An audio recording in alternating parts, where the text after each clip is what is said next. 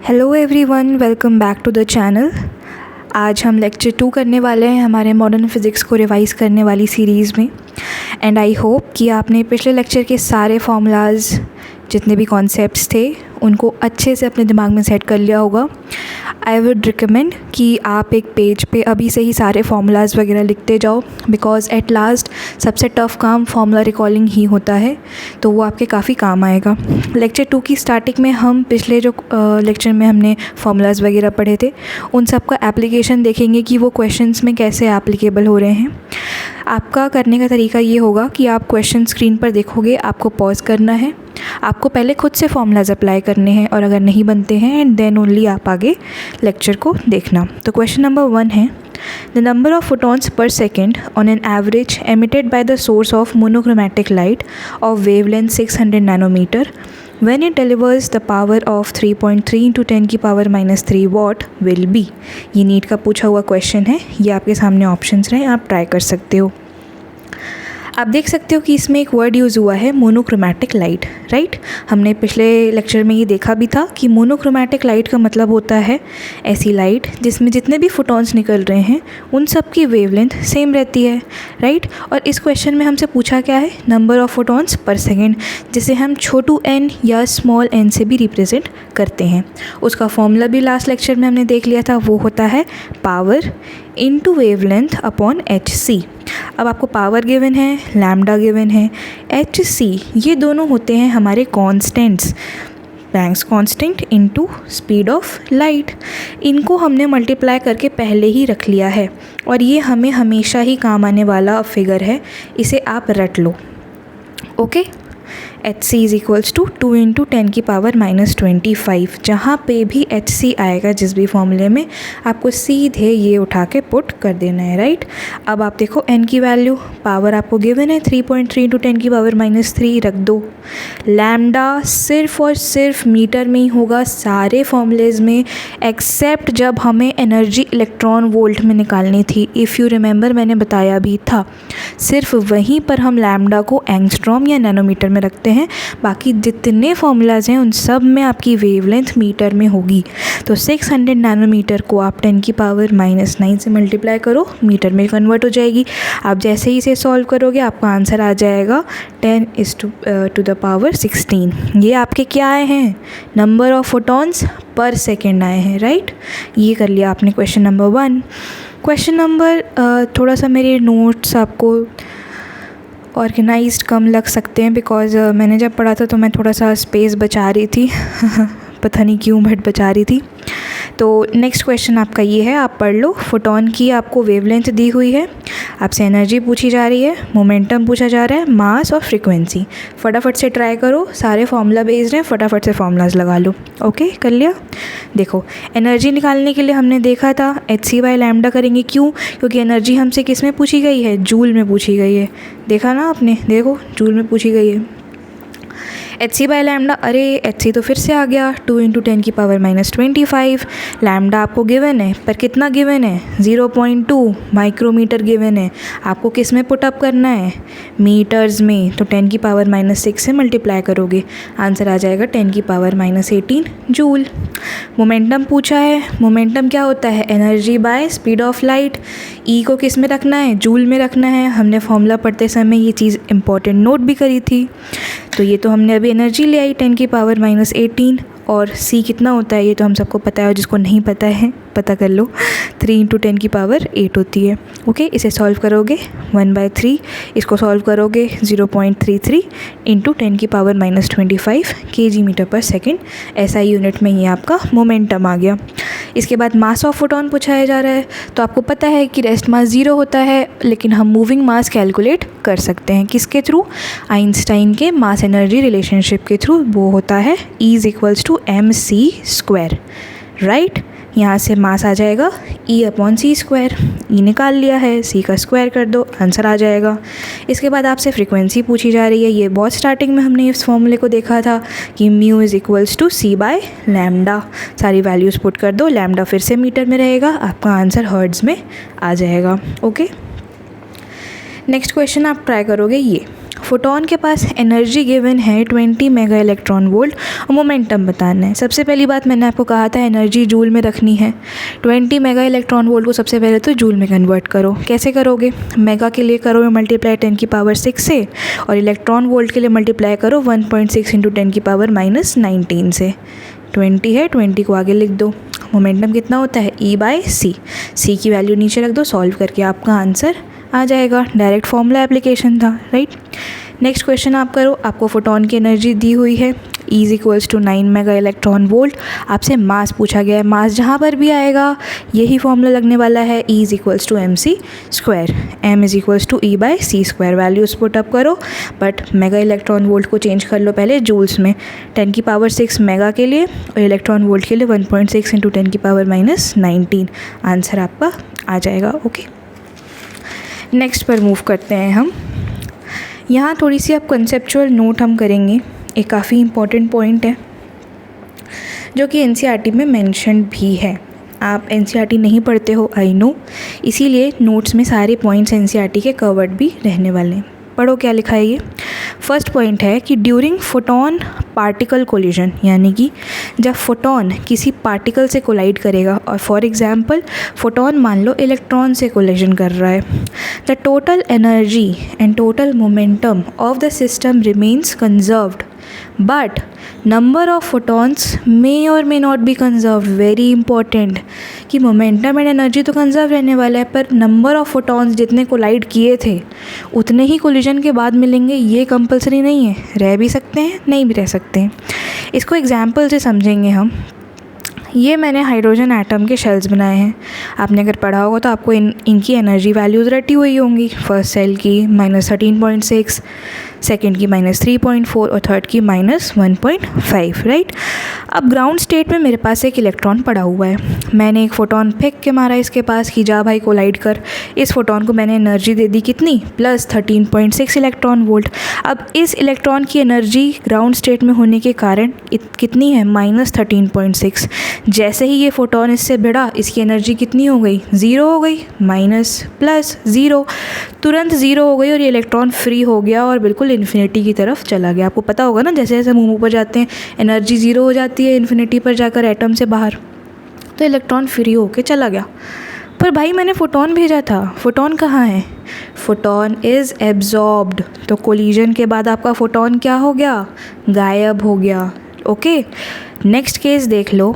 ये फिर से हाइड्रोजन एटम और उसके शेल्स की एनर्जी लिखी हुई है। अभी भी मेरा इलेक्ट्रॉन यहीं पर है ग्राउंड स्टेट पर। आपको ये एनर्जी डिफरेंस भी पता होगा।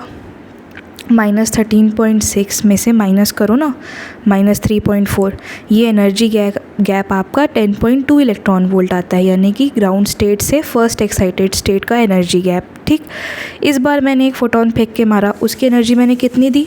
10.2 इलेक्ट्रॉन वोल्ट दी। ओके, ये गया इलेक्ट्रॉन के पास में। इसको अब इतनी ही एनर्जी मिली कि ये सिर्फ इतना गैप कवर कर पाए, क्योंकि मेरी फोटोन की एनर्जी कितनी थी? 10.2 इलेक्ट्रॉन वोल्ट। तो ये यहाँ से कूदकर फर्स्ट एक्साइटेड स्टेट में चला गया। पर हमें पता है कि एक्साइटेशन के लिए सिर्फ 10⁻⁻8 सेकेंड्स में ही इलेक्ट्रॉन वापस अपने शेल में वापस आ जाता है। बात समझ में आ गई? और जब ये शेल से नीचे आ रहा होता है तो आपको पता है ये फिनोमेना कि ये एनर्जी एमिट करता है ना। एमिशन स्पेक्ट्रम पढ़ते हैं ना हम, कि जब इलेक्ट्रॉन एनर्जी लूज़ करके अपने नीचे के शेल में आ रहा होता है तो एनर्जी रिलीज़ होती है। एनर्जी किस फॉर्म में रिलीज़ होगी? EM वेव्स के फॉर्म में। EM वेव्स क्या होती हैं? फोटोन का कलेक्शन होती हैं, यानी कि फ़ोटोन निकला। तो आपने एक फ़ोटोन भेजा था, इसके वापस आने के कारण फ़ोटोन वापस से आपको मिल गया। तो फोटोन इज़ रिक्रिएटेड। अब आपको ये लाइन पढ़ने में ज़्यादा समझ में आएगी। कौन सी लाइन? कि नंबर ऑफ़ फोटॉन्स मे और मे नॉट बी कंजर्व्ड, जब भी कोलिजन हो रहा होगा फोटोन का पार्टिकल के साथ। बात समझ में आ गई? ये 2024 में कॉन्सेप्चुअली स्टेटमेंट में पूछा भी गया था। एनसीईआरटी में ये लाइन भी है। जिस दिन हम एनसीईआरटी कवर करेंगे I will show you. Okay, second point काफ़ी इंपॉर्टेंट दिया हुआ है आपके एनसीईआरटी में। ये सब अभी हम फोटॉन्स के बारे में ही जान रहे हैं, क्योंकि हमारा सेक्शन ए ही चल रहा है जो कि है फोटोन थ्योरी, है ना। तो फोटोन के बारे में हमें उसकी पूरी कुंडली पता करनी है। वो क्या है, कैसा दिखता है, क्या उसकी एनर्जी है, राइट। सेकंड पॉइंट है उसके चार्ज के बारे में। फोटॉन्स ना न्यूट्रल होते हैं। ओके, उनके ऊपर चार्ज नहीं होता, इसीलिए जब आप उनको इलेक्ट्रिक और मैग्नेटिक फील्ड में डालोगे तो वो डिफ्लेक्शन शो नहीं करते। Very important point given in the NCERT। Okay, अब एक क्वेश्चन है, फिर से इसे पॉज करना अपनी स्क्रीन को, पहले ट्राई करो और उसके बाद सॉल्यूशन देखना। आपके पास एक बल्ब गिवन है, उसकी पावर है 40 वाट, उसमें लेकिन एक कंडीशन है क्वेश्चन में कि सिर्फ और सिर्फ 10% इलेक्ट्रिकल एनर्जी ही किस में कन्वर्ट हो रही है, लाइट एनर्जी में कन्वर्ट हो रही है। आपको वेवलेंथ दी हुई है 500 नैनोमीटर और बल्ब से जो सोर्स है ये मोनोक्रोमैटिक सोर्स है, यानी कि वेवलेंथ सेम रहने वाली है सारे फोटॉन्स की। पहला है calculate number of photons emitted पर सेकेंड, इसी को तो हम छोटू वाला n बोलते थे, इसका फॉर्मूला हमें पता है P × λ/hc। पर क्या हम यहाँ पे पावर 40 वाट रखेंगे?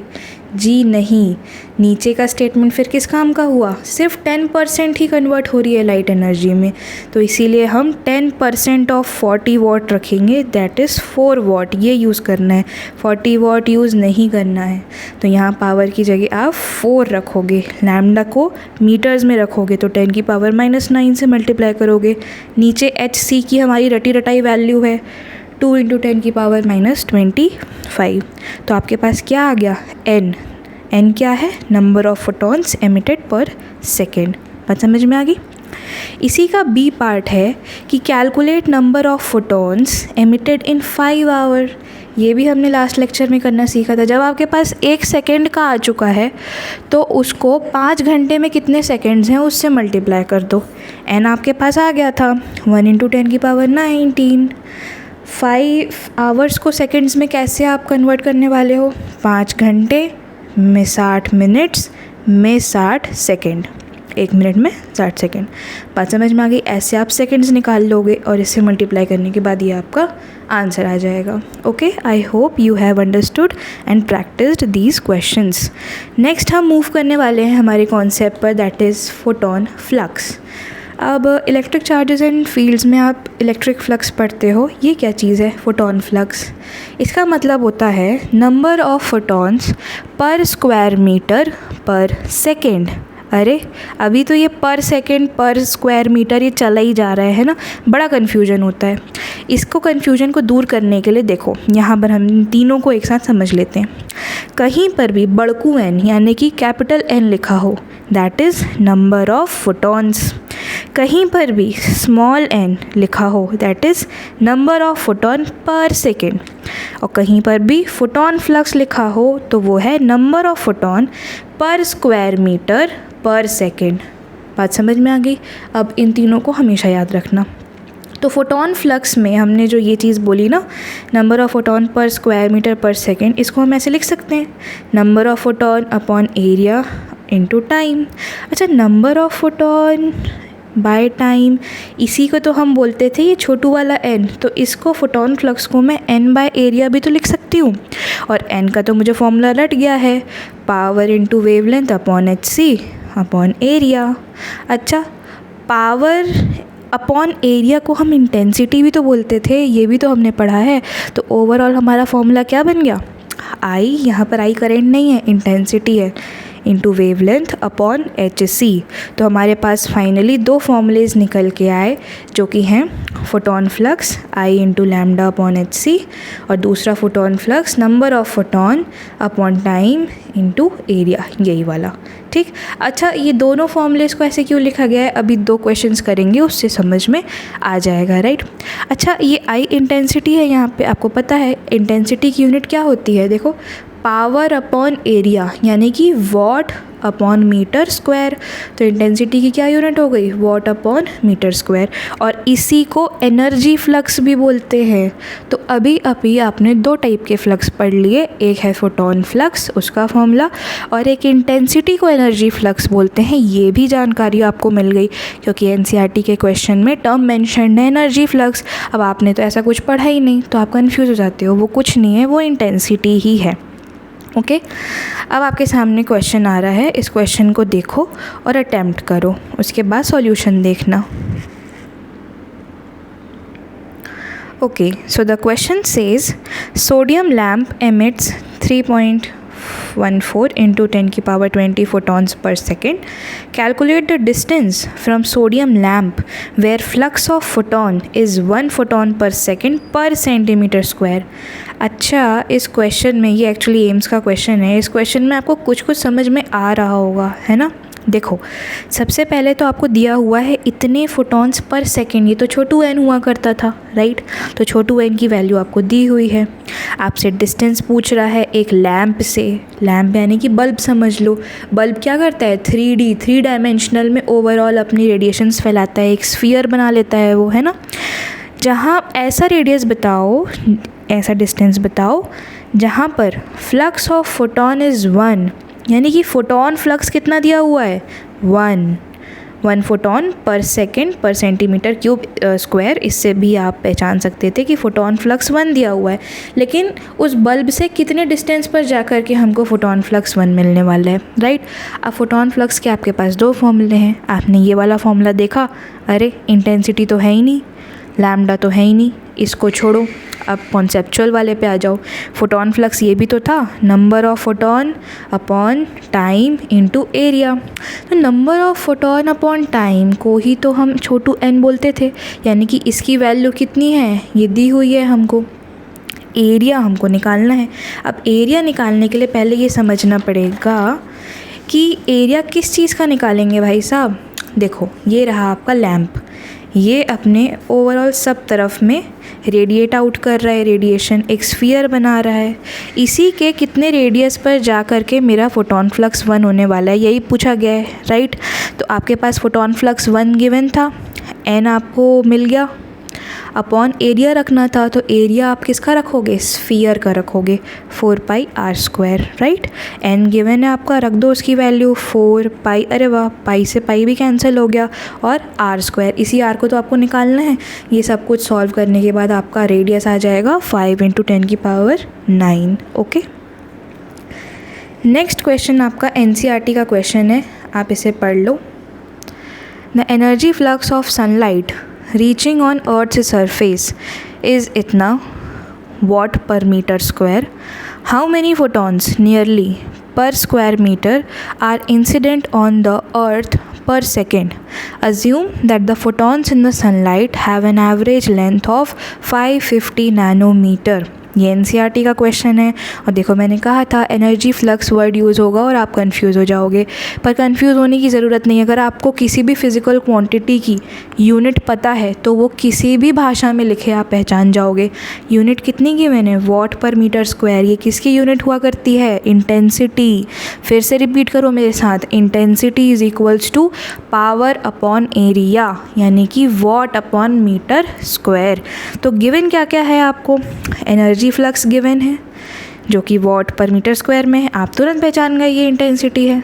आपको लैम्डा गिवन है, वेवलेंथ 550 नैनोमीटर, राइट। और पूछा क्या है आपसे, क्वेश्चन में फिर से पढ़ो, how many photons per square metre, यानी कि ये क्या है, फोटॉन फ्लक्स है। तो आपसे पूछा गया है photons per square metre per second, photon flux पूछा गया है। आपको पता है फोटॉन फ्लक्स का formula intensity into lambda upon H C. सारी वैल्यू रख दो, इंटेंसिटी एनर्जी फ्लक्स के बहाने दी हुई है, उसको रख दो।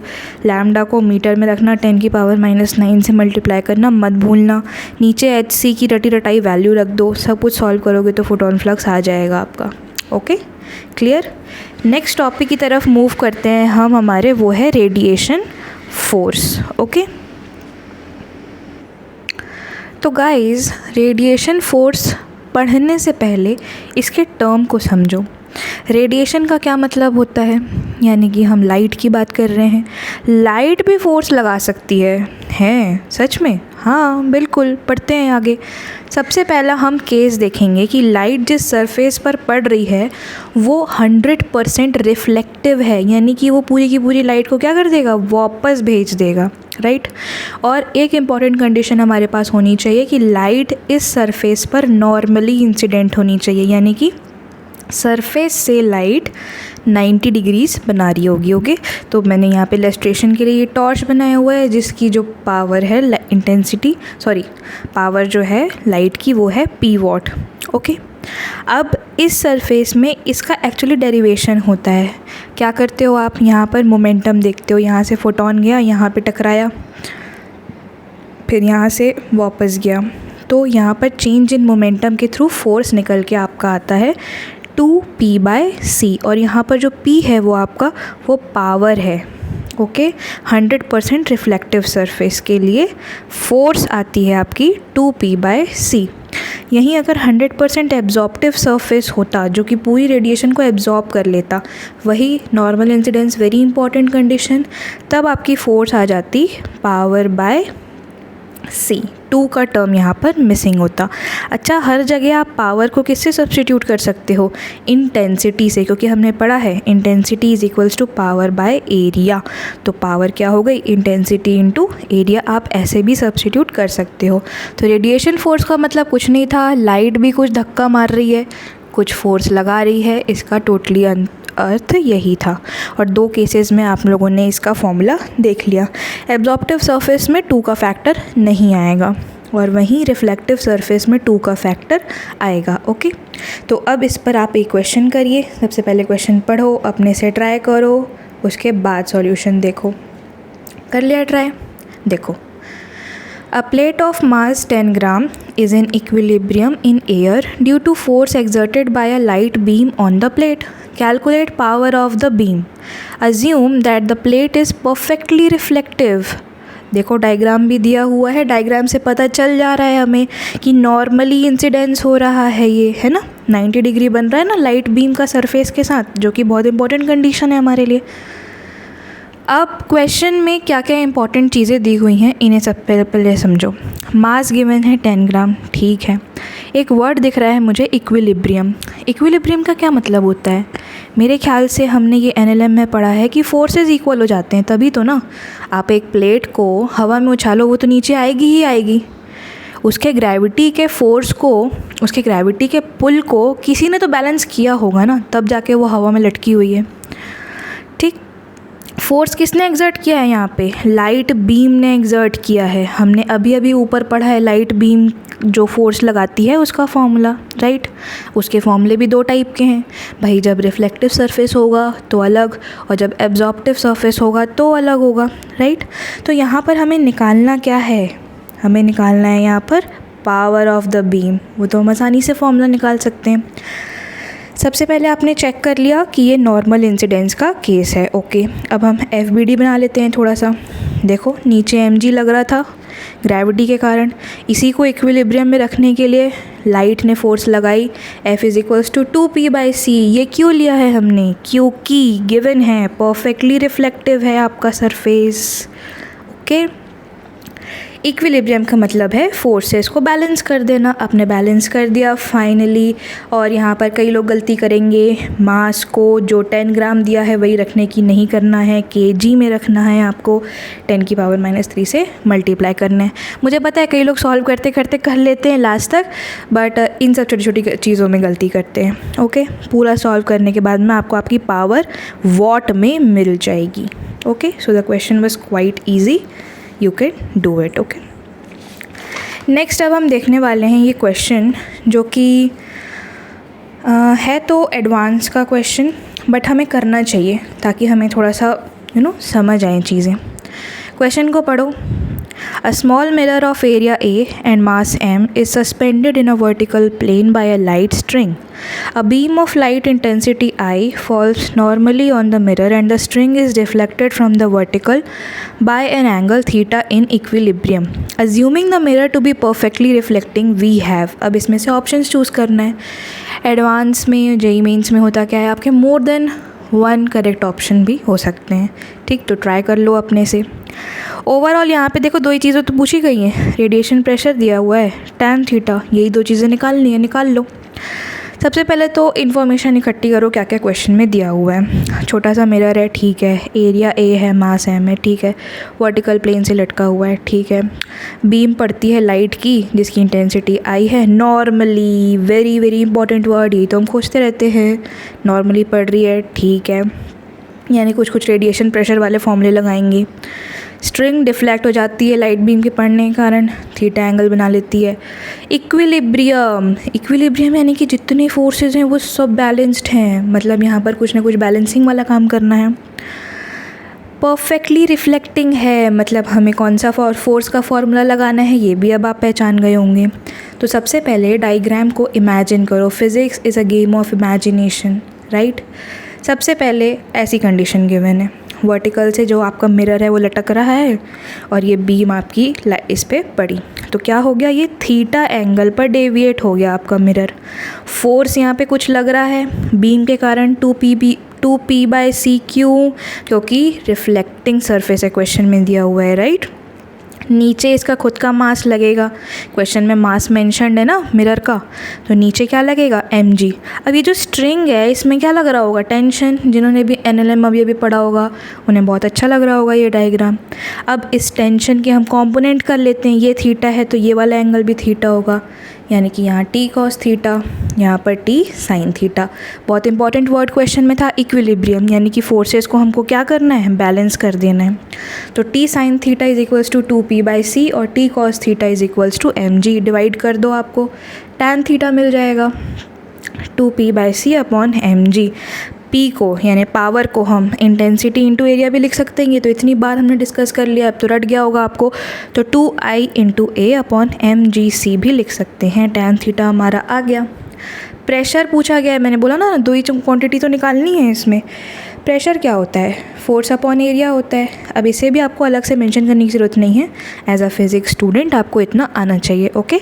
फोर्स तो हमारा क्या होता है, क्योंकि रिफ्लेक्टिंग सरफेस है तो 2p/c होता है अपॉन एरिया। अच्छा, पावर अपॉन एरिया को तो इंटेंसिटी लिख सकते हैं, तो यानी कि हम इसे क्या लिख लें, 2I/c लिख सकते हैं। तो रेडिएशन प्रेशर क्या आ गया, 2I/c।